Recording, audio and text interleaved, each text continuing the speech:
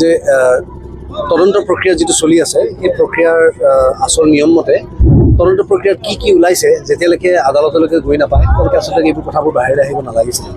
এইবোৰ কথা বাহিৰলৈ আহিলে বহুত মানুহ সাৱধান হৈ যাবলৈ সুবিধা পাব। তেওঁলোকে যিবোৰ আমাৰ এভিডেন্স আছে এভিডেন্সবিলাক মুচিবলৈ নাইকিয়া কৰিবলৈ সুবিধা পাই যায়। গতিকে অলৰেডি আমাৰ পলম হৈছেই য'ত আজি আমি দেখিবলৈ পাইছোঁ যে 3গৰাকী তাত থকা ব্যক্তি তেওঁলোক যেতিয়া ইয়ালৈ গুচি আহিলে অসমলৈ উভতি আহিলে তেতিয়ালৈকে তেওঁ নিজাববীয়াকৈ তেওঁলোকে বাইট দিয়ে আছে। সেইটো আচলতে হ'ব নালাগিছিলে। তেওঁলোকে অহাৰ লগে লগে তেওঁলোক পৃথককৈ বহুৱাই লৈ তেওঁলোকৰ কথাবিলাক আমি সুধিব লাগিছিল, জানিব লাগিছিল, বুজিব লাগিছিলে। সেইটো আচলতে তদন্ত প্ৰক্ৰিয়াৰ এটা ভাগ। সেইটো নহ'ল। তাৰপাছত সিদ্ধাৰ্থ আহিলে দিল্লীলৈকে, তাক এৰেষ্ট কৰা নহ'ল। কিন্তু পৰিবাৰে ক'লে আচলতে এৰেষ্ট নকৰাকৈ ৰাখিব নালাগিছিলে। গতিকে তেওঁলোকক ৰাখিলে তাতে তেওঁৰ কথা শুনি পেলাই। তাৰ হাতৰ পৰা জুবিনৰ ফোনটো নল'লে। আৰু তাৰপিছত এতিয়া ন্যায় প্ৰক্ৰিয়াত মানে তদন্তৰ প্ৰক্ৰিয়াটোত ইনভেষ্টিগেশ্যনৰ কাৰণে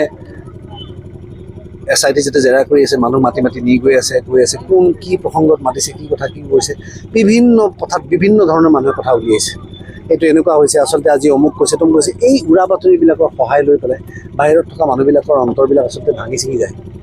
আমাৰ কথা হৈছে যে আমাৰ ইয়াৰ আমঠু জুবিন গাৰ্গ বাহিৰলৈ গৈছিলে। সি দুৰ্ঘটনা হওক, ঘটনা হওক, হত্যা হওক, আমি উচিত সময়ত ট্ৰান্সপেৰেঞ্চি থাকি আমাক জনাব লাগিব যেতিয়া তদন্ত প্ৰক্ৰিয়া শেষ হ'ব। আৰু তাৰপিছত আৰম্ভ হ'ব আইনী যুঁজখন। তাত তেওঁলোকে কাক কেনেকৈ দোষী সাব্যস্ত কৰিব পাৰিব সেই কথাবিলাক আমাৰ অধিবক্তাসকলে আৰু সুন্দৰকৈ আমাক ক'ব পাৰিব। বা তেওঁলোকৰ পৰামৰ্শ মতে এতিয়ালৈকে আমি যিখিনি তেওঁলোকৰ আলোচনাত বহি যিখিনি বুজি পালোঁ যে কাৰ কি ধৰণৰ চাৰ্জ কেনেকৈ চাৰ্জ লগোৱা হৈছে, কি হ'ব। গতিকে এইখিনি প্ৰক্ৰিয়া হৈ যাব লাগিছিলে। দেখিছোঁ যে এই প্ৰক্ৰিয়াটো দেৰি হৈ গৈ আছে আৰু মাজত বহুত ঘটনা ঘটি গৈ আছে। এই মাজৰ ঘটনাবিলাক বন্ধ হ'ব লাগে।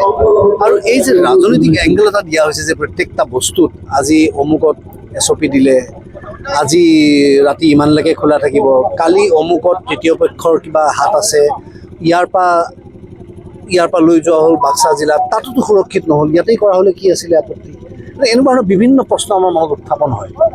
এই প্ৰশ্নবিলাক ৰাইজৰ মনত আহিবলৈ দিয়া মানেই ৰাইজৰ মাজত এই কথাটো যে ৰাইজে যে লক্ষ্য স্থিৰ কৰি ৰৈ আছে যে আমি জুবিন গাৰ্গৰ ন্যায় প্ৰক্ৰিয়াটো আমি চাম, কি হয় কি নহয়, আমি উচিতভাৱে ন্যায় পাম নে নাপাম, ইয়াত কিন্তু ব্যাঘাত জন্মাইছে।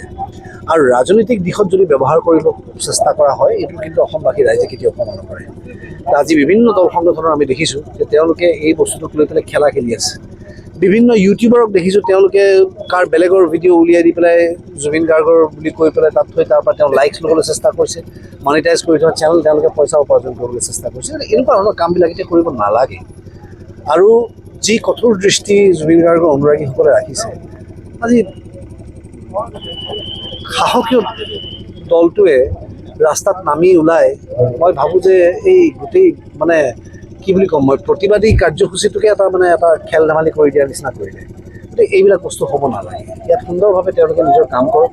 আজি গছ কটাৰ কথাটো মই কওঁতে মোৰ লগত যিমান সময় তেওঁলোকে লাগিলে সিমান সময় তেওঁলোকে আচলতে আচল কামত লাগিব লাগিছিলে। জুবিনক ন্যায় দিয়া প্ৰক্ৰিয়াত মূল্য বৃদ্ধি হৈছে, তাক কেনেকৈ কমাব পাৰি সেইবিলাকত লাগিব লাগিছিলে। উন্নয়নমূলক কাম কৰিবলগীয়া ঢেৰ আছে, সেইবিলাক কামত লাগিব তেওঁলোকে মোৰ লগত লাগি থাকিব। আৰু এনেকুৱা বহুত প্ৰফাইল দেখিছোঁ যিবিলাক লগ প্ৰফাইল মোৰ বিপক্ষে লাগি আছে। আজি পৰহিদিনাখন এটা আমি বাতৰি পটককৈ উলিয়াই দিলে যে মই ঘোষণা কৰিছোঁ যে এইটো চৰকাৰৰ পৰা আমি ন্যায় নাপাম, গতিকে মোৰ পৰিবাৰ AJPৰ পৰা উঠিব, তেওঁক এতিয়া আমি জিকাব লাগে। এনেকুৱা কথাটো মই কেতিয়াও কোৱা নাই। গতিকে মই যেতিয়াই তাৰ বিপক্ষে মই FIR এখন দিম বুলি ঠিক কৰি লগে লগে অলপ পিছত পষ্টটো ডিলিট হৈ গ'ল।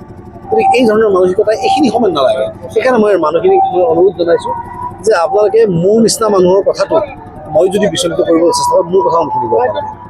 গতিকে এইবিলাক কথা যে আমাক কৰিবলৈ চেষ্টা কৰিছে, আমাক যে আমাৰ যেন চিন্তাধাৰা এটা দিশ আছে, আমি যেন ৰাজনৈতিকভাৱে চিন্তা কৰিছোঁ, এইবিলাক চব মিছা কথা।